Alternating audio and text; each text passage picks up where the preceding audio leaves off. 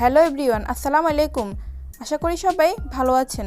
আজকে আপনাদেরকে হোয়াটসঅ্যাপের একটি নিউ সেটিংস সম্পর্কে জানাবো।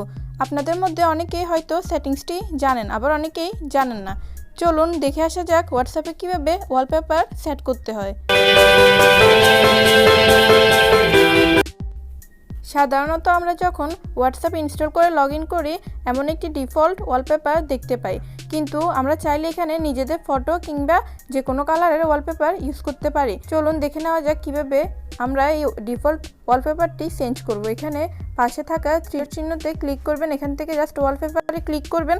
এখান থেকে গ্যালারি থেকে আপনারা যে কোনো একটি ফটো, আমি একটি ফটো সুচ করে দিচ্ছি। এখান থেকে আমি ফটোটি সুচ করলাম, এখান থেকে জাস্ট সেটে ক্লিক করবেন। এখান থেকে সেটে ক্লিক করলে যে কোনো একটি ওয়ালপেপার আপনারা এখানে সেট করে দিতে পারেন।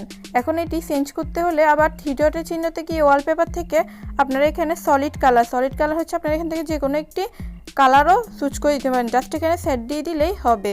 এখান থেকে আপনারা ওয়ালপেপারে ক্লিক করে আবার নো ওয়ালপেপারও দিয়ে দিতে পারেন, মানে এটি একটি হোয়াইট ওয়ালপেপার আসবে। আপনারা আবার চাইলে আগের মতো সেম ডিফল্ট ওয়ালপেপারও ইউজ করতে পারেন। ওয়ালপেপারে ক্লিক করে জাস্ট ডিফল্টে দিয়ে দিলে আগের ওয়ালপেপারটি চলে আসবে।